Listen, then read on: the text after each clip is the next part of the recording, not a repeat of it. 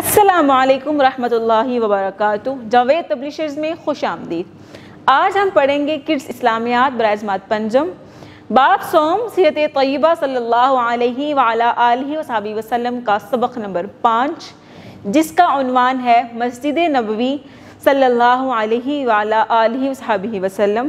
تو اس سبق کو پڑھنے کے لیے ہم چلتے ہیں کتاب کے صفحہ نمبر 42 یعنی 42 پر۔ حاصلات تعلم۔ اس سبق کو پڑھنے کے بعد طلباء اس قابل ہو جائیں گے کہ وہ مسجد نبوی صلی اللہ علیہ وعلیٰ آلہ وصحبہ وسلم سے متعارف ہو سکیں، مسجد نبوی صلی اللہ علیہ وعلیٰ آلہ وصحبہ وسلم کی تعمیر کے متعلق جان سکیں، مسجد نبوی صلی اللہ علیہ وعلیٰ آلہ وصحبہ وسلم کی تعلیمی اور معاشرتی اہمیت سے آگاہ ہو سکیں، مسجد نبوی صلی اللہ علیہ وعلیٰ آلہ وصحبہ وسلم کی فضیلت اور تاریخی اہمیت سے آگاہ ہو سکیں، روضہ حضرت محمد رسول اللہ خاتم النبیین صلی اللہ علیہ وعلیٰ آلہ وصحبہ وسلم کے حوالے سے مسجد نبوی صلی اللہ علیہ وعلیٰ آلہ وصحبہ وسلم کی اہمیت جان سکیں۔ مسجد نبوی صلی اللہ علیہ وعلیٰ آلہ وصحبہ وسلم مدینہ منورہ میں واقع ہے۔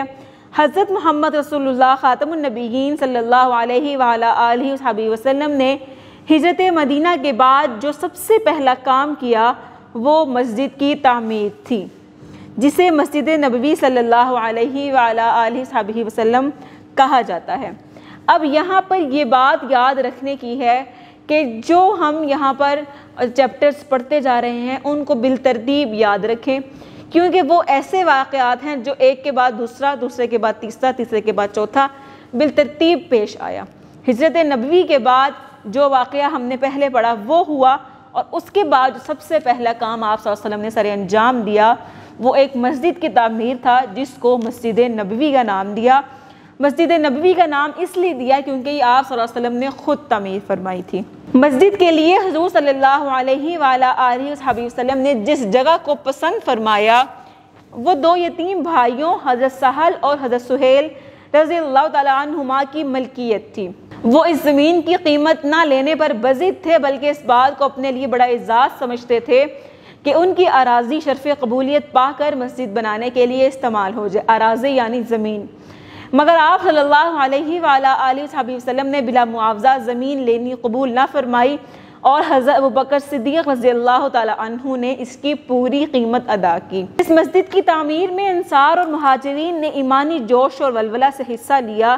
حضور اکرم صلی اللہ علیہ وعلیٰ آلہ وصحبہ وسلم خود عملی طور پر مسجد نبوی صلی اللہ علیہ وعلیٰ آلہ وصحبہ وسلم کی تعمیر میں شریک ہوئے۔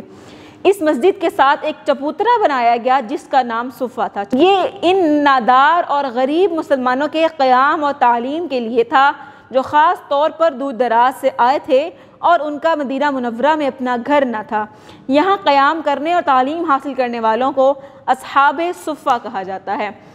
حضور اکرم صلی اللہ علیہ وعلیٰ آلہ وصحبہ وسلم نے مسجد سے متصل امہات المؤمنین رضی اللہ تعالیٰ عنہن کے لیے حجرے بھی تعمیر کروائے، مسجد تعمیر کروائی، مسجد کے ساتھ غریب لوگوں کے لیے ایک مدرسہ بھی بنوایا، اور اس کے ساتھ مسجد کے ارد گرد ساری جگہوں پر اپنی امہات المؤمنین یعنی اپنی بیویوں کے لیے گھر بھی بنائے چھوٹے چھوٹے، جہاں پر وہ رہا کرتی تھیں۔ آپ صلی اللہ علیہ وسلم نے سارا دن مسجد یا گھر سب کو اپنے قریب ہی رکھا۔ چبوترے سے مراد یہاں پر ہم مدرسہ بھی لے سکتے ہیں، ایک چھوٹا سا مدرسہ، اور یاد رکھیے گا کہ یہ وہ واحد مدرسہ تھا صفہ نام کا جو اسلام کے لیے اور دین سیکھنے کے لیے سب سے پہلا مدرسہ قائم ہوا تھا، اس کا نام صفہ ہے۔ اور وہاں پر رہنے والے سٹوڈنٹس یعنی شاگردوں کو، طالب علم کو، جو وہاں پر غریب اور نادار صحابہ تھے وہ رہا کرتے تھے، اور ان کو اصحاب صفہ یعنی صفہ میں رہنے والے لوگوں کے نام سے پکارا جاتا تھا۔ مسجد نبوی صلی اللہ علیہ وعلیٰ آلہ وصحبہ وسلم کی تعلیمی اور معاشرتی اہمیت۔ مسجد نبوی صلی اللہ علیہ وعلیٰ آلہ وصحبہ وسلم تعلیمی اور معاشرتی سرگرمیوں کا مرکز تھی۔ صفہ اسلام کی پہلی درسگاہ تھی جہاں اصحاب صفہ اسلام کی تعلیم حاصل کرتے۔ یہ صرف عبادت گاہ ہی نہیں بلکہ مسلمانوں کی دینی تربیت گاہ بھی تھی۔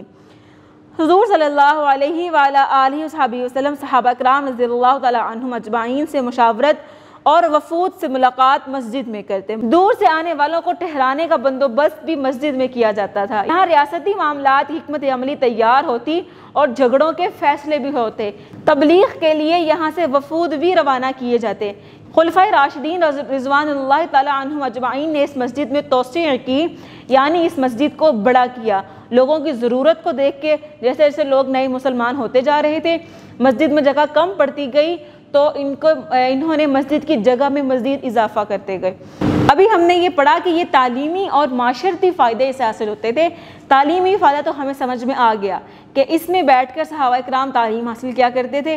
معاشرتی فائدے یہ فائدے ہیں، مشورہ یعنی کہ وہ کام جو معاشرے کے کام ہیں، مسجد میں بیٹھ کے مشورہ کرنا، لوگوں کے مسائل کو حل کرنا بھی ہم آگے پڑھیں گے، اور وفود کے یہاں پر ٹھہرانا، ملاقاتیں یہاں پر کرنا، یہ معاشرتی کام ہے۔ تو یہ دو کام تھے جو مسجد نبوی کے ذریعے سے سر انجام ہو رہے تھے۔